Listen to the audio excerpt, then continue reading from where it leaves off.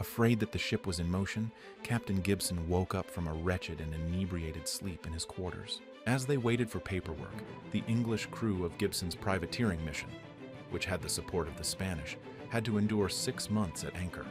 Promised pitiful wages, Gibson stumbled to the quarterdeck and found his own first mate, Henry Every, manning the helm. The daring everyone responded to Gibson's demand about the ship's destination. "This is my quarters, and I am the ship's captain at this time. Thus, you need to exit. Going to Madagascar is part of my plan to improve our financial situation, and the financial situations of all the courageous men who are traveling with me." Honest sailors promised the crew long, unpleasant voyages in exchange for meager food and money. Along with 80 mutinous associates, he dispatched Gibson and 16 others in a small boat and set out for Madagascar, a place where common folk could take their chances with weapons. It is true that Thomas, too, an Englishman, had gone there and made a legend for himself by stealing from the Indian Ocean. The pirates renamed their ship the Fancy and set sail toward the tropical waters of Cape Verde in search of supplies. There, Captain Every pillaged 3 English merchant ships for salt, beef, and fish, and he offered the poor crews an apparently egalitarian deal. If they joined his pirate crew, the law said they had to divide their loot in clear and fairly equal structures, and unfair captains could be chosen off. Each individual's authority was limited by that of Joseph Dawson, his quartermaster. The pirates quickly boarded the ship and set sail toward the turquoise waters off West Africa, accompanied by 9 English sailors. The so-called Slave Coast was familiar territory for Captain Every.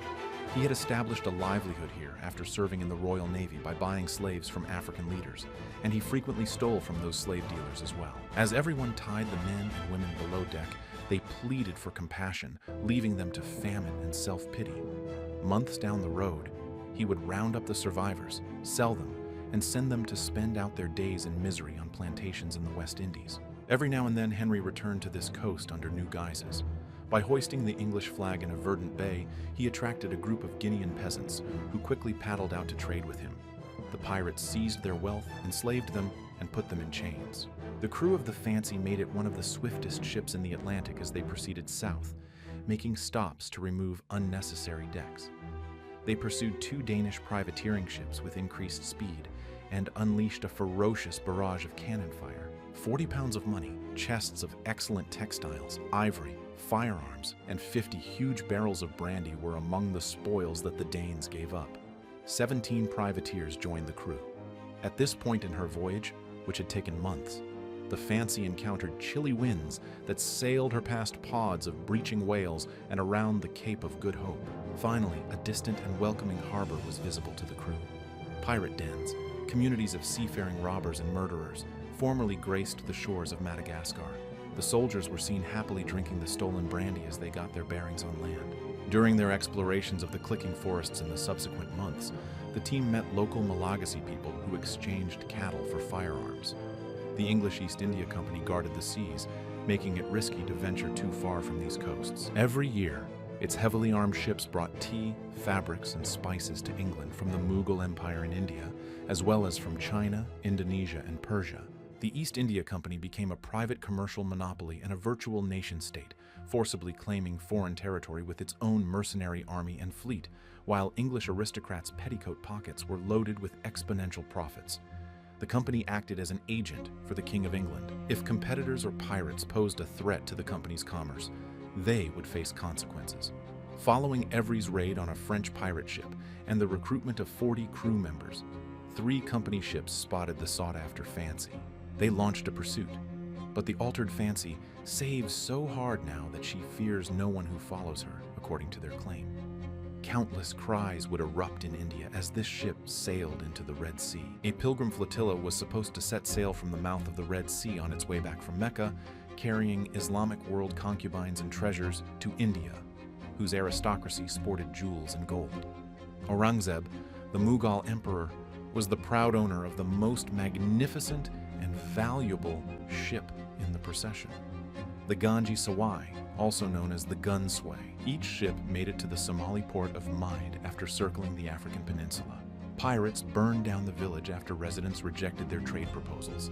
As the civilian population dispersed, It was documented that everyone exacted revenge by destroying their revered mosque. In August 1695, he went to the volcanic island of Perim to await the Mughal treasure fleet. There he found out that 5 other pirate crews had also come for the same purpose. The legendary Thomas II was at the helm of a ship named Amity.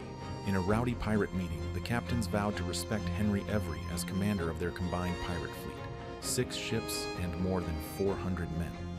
As night fell, the Mughal fleet was able to sneak out into the open sea. The Fateh Mohammed and the Gunsway, its 2 most treacherous and richest ships, were still behind schedule. They were on the run from the pirates. The Mughals retaliated when Thomas II hoisted the black flag in defiance of Fateh Mohammed. Upon II's belly, a cannonball ripped. After his insides spilled onto his hands, he passed out and slumped. After locking up a few members of his crew, the Fateh Mohammed continued sailing until, a few nights later, a mysterious black figure materialized ahead of them. The Fancy's attack on Fateh Mohammed forced the Mughals to surrender, despite their initial resistance. Its prisoners were released, and its treasure was looted by Every's men. The Gunsway, however, continued on its course. In hot pursuit, the pirates surged with full sail. The smaller Fancy was spotted by the Mughals aboard the Gunsway. They were approximately 5 times as numerous as the pirate crew and had twice as many cannons. Nonetheless, no one could say no. "Broadside attack," he yelled. The Gunsway absorbed the barrage. The Mughals were ready to retaliate, but a cannon went off by accident. The Mughals frantically gathered on the main deck as they rescued wounded gunners from the flames engulfing them. 1 cannonball from each side hit the Gunsway's main mast, and that was the last shot. The rigging broke and fell to pieces. Pirates started scaling the Gunsway from every direction as every ship drew nearer. They swung swords furiously with the ship's defenders as they surged through plumes of gunsmoke, clearly desperate. Hours of fighting eventually led to the Gunsway's surrender. The Indian sailors were tortured and burned alive by Every's pirates until they confessed to hiding the riches. On the bloodstained deck, writhing bodies adorned the surface, and the female pilgrims beseeched the pirates, whom they had repeatedly enslaved for days. Many women committed suicide by cutting their throats or drowning themselves in an attempt to escape such heinous acts. Proudly conveyed from the site of this massacre to the Fancy were tons of gleaming emeralds, Arabian gold, ivory, and silk. This might have been the most priceless artifact ever taken. After everyone had their enormous portion, Quartermaster Dawson split the rest among the men, dividing it out over a lifetime's pay for a sailor. A few days after the assault, the desecrated Gunsway returned to port. After a wave of English pirate attacks, the Mughals sought redress by laying the blame at the feet of the East India Company. England, and the company, wanted to capture everyone and clear their names so they could sustain their business interests. But the broad oceans had him lost. Before continuing across the Atlantic, the pirates made a quick halt in Madagascar to buy 90 slaves and hunt sea turtles. After a span of 7 months, the Fancy entered the serene Nassau harbor. To ensure their safety, Every posed as a slave dealer and offered the governor a cache of gold as a bribe. The pirates spent weeks bartering rum for currency in Nassau's rundown watering holes. As time went on, however, announcements from the English Lords Justices reached ships far and wide. "We do hereby charge and command all His Majesty's admirals, captains, and other officers at sea to seize and capture Henry Every and anyone else on board, to be punished as pirates upon the high seas." The posting of a large bounty caused the Fancy's crew to split apart. Not everyone left Nassau. Many of them made their way to the more corrupt regions of the 13 colonies. Moreover, Captain Every, in order to get out to sea, he and a few of his men bought a tiny ship. According to legend, Aber escaped from his men while sailing across Ireland's verdant pastures. Some heard he was heading to Scotland, while others heard he was heading to England. Henry Every's story eventually became a sailor's tale, sung in seedy bars or scribbled in questionable children's books, a legend on pirate decks. Some remarked that Every wasted his money. He may have even eloped with a princess of the Mughal Empire. Or perhaps he had become the leader of a pirate colony on the island of Madagascar. No proof of his location ever materialized. In the same year that Every vanished, Joseph Dawson and a small group of crew members who had returned to Britain were led to London's execution dock to face justice for their transgressions. As the enthusiastic masses gathered around the gallows, one of the pirates proclaimed that the crew truly deserved to die.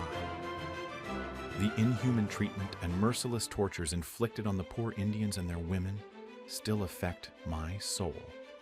Some believe that the pirates' enslavement, death, and molestation of innocent people did not violate any noble code, but rather exposed their exaggerated libertine claims as hollow platitudes. Crimes committed at sea, portrayed as courageous defiance.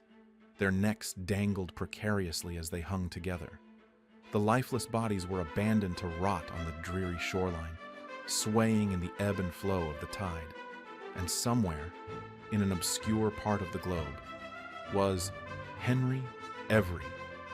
He also received his share of the wealth. They were identified at no time.